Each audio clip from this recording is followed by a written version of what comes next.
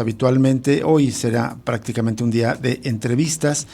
Vamos a hablar de temas del presupuesto federal. Vamos a tener una entrevista con la maestra Carla Planter, rectora electa de la Universidad de Guadalajara, y vamos a hablar de este tema tan controvertido de las amenazas comerciales de Donald Trump de poner aranceles, de las relaciones comerciales México-China, con una experta, Pola Grijalva. Este es el menú de temas que tendremos en esta tarde, y antes de ir a la primera entrevista, saludo con gusto a mi compañero Jesús Estrada. ¿Qué tal, Rubén Martín? Un gusto acompañarte. Gracias a todos ustedes por acompañarnos. Solo recordando además que hoy es 26 del mes, es decir, hoy es la Acción Global 122, exigiendo la aparición de los 43 normalistas de Ayotzinapa. Por supuesto, hay una marcha programada en la Ciudad de México a las 4 de la tarde, y hay que recordar que en los próximos días se va a sostener la primera reunión entre los familiares de los desaparecidos y la presidenta Claudia Sheinbaum. Vamos a la primera entrevista de esta tarde. Saludamos con mucho gusto a Iván Benumea. Iván Benumea es coordinador del programa de justicia fiscal de Fundar. Fundar es una asociación civil que se dedica a dar seguimiento a diversos tipos de derechos humanos, pero también, digamos, cada año hace un análisis muy profundo acerca de la propuesta de presupuestos de egresos de la Federación desde una perspectiva de derechos humanos, y cada año también emite un documento en el que somete análisis. Este documento se llama Paquete Económico 2025, avances o retrocesos en derechos humanos, se preguntan, y por eso agradecemos enormemente a Iván Benumea que nos tome esta llamada. Iván, ¿cómo estás? Muy buenas tardes. Te saluda Rubén Martín. ¿Me escuchas, Iván? Sí, perdón, ¿me escuchan? Sí, ya te escuchamos perfectamente, Iván. Muchísimas gracias por atender esta llamada para el auditorio de Radio Universidad de Guadalajara. Gracias. ¿Qué es lo que han encontrado en Fundar acerca de lo que se está proponiendo por parte del gobierno de Claudia Sheinbaum para ejercer como presupuesto el próximo año? Claro. Bueno, efectivamente, en Fundar todos los años analizamos el paquete económico, que es fundamentalmente la propuesta en materia de recaudación y gasto que presenta la Secretaría de Hacienda todos los años. Y por ser el primer año de Claudia Sheinbaum como presidenta, nos interesaba mucho, por un lado, identificar si los 100 compromisos que fueron anunciados desde que tomó el poder, efectivamente iban a tener, estamos hablando de los programas sociales, planes, por ejemplo, para fortalecer la infraestructura ferroviaria, el gasto en materia de, por ejemplo, cambio climático, ciencia, tecnología, salud, cultura, y en fin, analizamos una serie de temáticas que están muy vinculadas con la posibilidad de fortalecer la garantía de los derechos humanos en este país. Y desafortunadamente esta tarea quedará postergada en buena medida porque el paquete económico de Claudia Sheinbaum es consecuencia de continuar heredando de gobiernos anteriores. Digamos, es un problema estructural de nuestras finanzas públicas el hecho de que no se haya todavía creado una reforma fiscal progresiva. Uh-huh. Es decir, necesitamos incrementar la recaudación proveniente de los grandes contribuyentes, de las personas Perdimos el contacto con Iván Benumea de Fundar. Vamos a restablecer la llamada. Iván, ¿me escuchas? No, claramente sí, perdimos el contacto con Iván Benumea de Fundar, esta organización que presenta estos documentos de análisis del presupuesto. Dicen ellos desde una perspectiva de derechos humanos, dice este paquete económico es de gran relevancia, pues no solo son los documentos hacendarios que revelan los planes de la Federación para recaudar y gastar nuestros recursos, también se trata del primero de esta administración, y en donde podemos identificar la relación entre los recursos presupuestarios y los 100 compromisos del autodenominado segundo piso de la transformación. Y tal como nos estaba explicando en este documento que ya dieron a conocer públicamente, dicen que desafortunadamente el primer paquete económico presentado por la presidenta Claudia Sheinbaum propone un recorte general de 1% del gasto público y reducir el presupuesto en áreas claves. Iván, volvemos contigo. Una disculpa, ahí tuvimos una falla en la conexión telefónica. Estamos de vuelta contigo. Adelante. Perdón, sí, gracias. Comentaba. Este presupuesto de Claudia Sheinbaum se caracteriza por un recorte general al gasto público, y este recorte fue una lección que tomó la Secretaría de Hacienda y desafortunadamente fue una elección que prefirió tomar por encima de la posibilidad de implementar una reforma fiscal progresiva.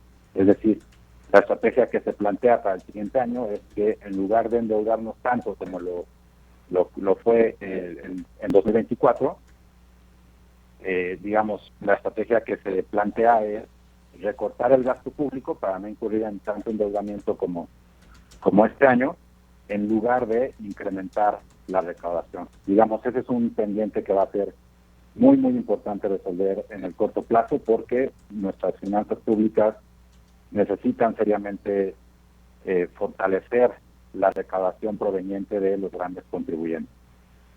Fuera de este aspecto, sí, hay algunos aspectos positivos que hay que resaltar alrededor de este paquete económico. Los programas prioritarios y los proyectos de inversión serán fuertemente financiados, arriba de $1 billón.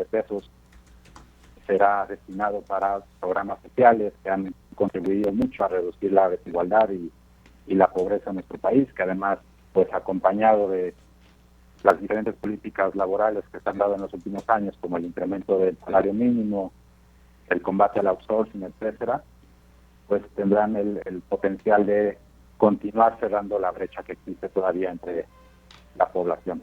Así es. También hay un aspecto importante que vale la pena resaltar, que tiene que ver con el incremento del pago de derechos por parte del sector minero. Justamente en estos momentos la Cámara de Diputados está aprobando la Ley Federal de Derechos, donde se propone que las empresas que se dedican a la actividad minera paguen un poco más, por un sector que históricamente ha contribuido muy poco a nuestras finanzas públicas. También se propone que, como consecuencia de la reforma constitucional indígena, cierto presupuesto, alrededor de 12,000 millones de pesos, se destinen a pueblos y comunidades indígenas para que ellos mismos ejerzan libremente los recursos. Y digamos, ese será un cambio de paradigma muy importante alrededor de nuestras finanzas públicas. Hola, Iván. Alrededor de los aspectos negativos. Sí, adelante, Iván. Quería comentar, perdón. Sí, adelante, perdón, si quieres te completa. Nos preocupa el gasto, el recorte en el gasto en salud. Pasaremos de gastar 2.9% del PIB a gastar 2.4% del PIB, y esto es un nivel muy bajo que nos aleja todavía más de las estadísticas internacionales, y debemos poner toda la atención en el crecimiento del gasto de salud por su relación con la garantía de los derechos humanos, por supuesto. Nos preocupa también el recorte en el gasto en cultura. Se propone un recorte del 30% que impedirá en buena medida fortalecer la educación cultural, dar más servicios culturales a la población. Y otro recorte importante tiene que ver con el gasto para la Secretaría de Medio Ambiente y Recursos Naturales. 40% será la dimensión del recorte que sufrirá el siguiente año, y en medio de la crisis hídrica, de la crisis climática y de los diferentes esfuerzos que a nivel global se han dado para implementar más medidas en materia de adaptación y mitigación al cambio climático, pues nos parece desafortunado que la Semarnat sufra un recorte el próximo año. Iván, ¿me escuchas? Te saluda Jesús Estrada. ¿Qué tal, Jesús? Oye, quería detenerme un momento en el tema del presupuesto de salud, porque obviamente es alarmante lo que comentan ustedes en el documento, digamos, una disminución global de 12% para el próximo año comparado con este año, pero en el documento que publican sí reconocen que las 3 instituciones más importantes probablemente van a tener un aumento de presupuesto: IMSS Bienestar 20.7% más, ISSSTE 2.7% más, el IMSS ordinario 1.3% más. ¿Cómo se entiende, digamos, ese desbalance en general? Si hay una disminución, pero estas 3 instituciones sí van a tener aumento, ¿no? Claro, lo que está sucediendo es que se están acomodando las instituciones, presupuestariamente hablando. Entonces, por ejemplo, el IMSS Bienestar, que depende del IMSS, en este presupuesto recibirá lo que en años previos se le asignaba a la Secretaría de Salud. Entonces, digamos, se presentan estos incrementos en algunas instituciones, pero tienen que ver más con cambios administrativos. Y cuando uno analiza el gasto en salud total de la federación, que no solamente abarca al IMSS Bienestar o a la Secretaría de Salud, sino también, por ejemplo, el trabajo en general del IMSS, del ISSSTE, de incluso Pemex, por ejemplo, tiene instituciones en materia de salud, diferentes universidades públicas, digamos, cuando incluso el gasto que reciben los estados, el llamado gasto federalizado, también tiene un componente de salud, y lo que vemos es que al analizar ese monto global, el presupuesto se reduce. Y esto, de nuevo, insisto, es una consecuencia de que el gobierno federal continúe postergando la posibilidad de implementar una reforma fiscal progresiva que incremente, por ejemplo, el pago de impuestos de las empresas de la economía digital que operan en otros países,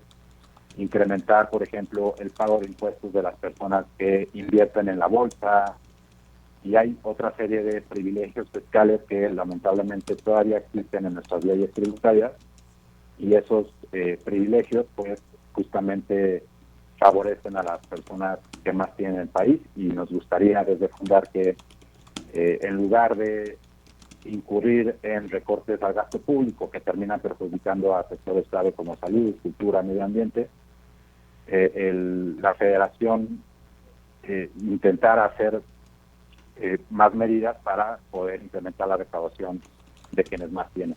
Muy bien. ¿Ves finalmente, digamos muy sintético, ves posibilidades de esta reforma fiscal, Iván? Pues en los últimos días han habido algunas señales positivas. Quizás la narrativa está empezando a cambiar. Hace un par de semanas, por ejemplo, Ricardo Monreal mencionó que una reforma fiscal era una necesidad.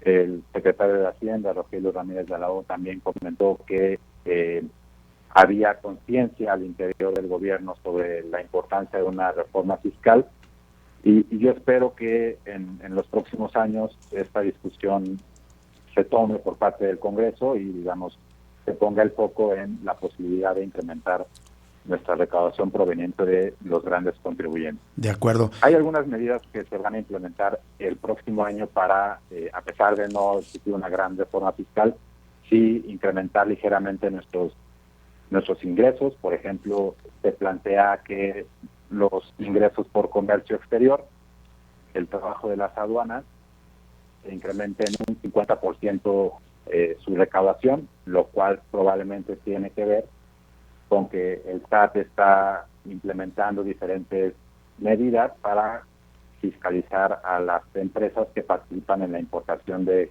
bienes desde Asia, ¿no? El comercio electrónico ha favorecido mucho a empresas asiáticas que han incurrido en ciertos abusos fiscales y ya están siendo fiscalizadas. Por el SAT. Pues vamos a ver también si avanza. Los cambios en la Ley Federal de Derechos podrían explicar estos cambios, pero digamos, desde nuestra perspectiva, lo más sostenible sería iniciar una discusión profunda de una reforma fiscal progresiva. Bien. Iván, pues si te parece, seguimos en contacto contigo en las próximas semanas o con ustedes en Fundar para ver si esto es posible, y también cómo va la discusión del presupuesto en la Cámara de Diputados por lo pronto en esta tarde. Muchas gracias, Iván Benumea, de Fundar, coordinador del Programa de Justicia Fiscal de Fundar. Muchas gracias.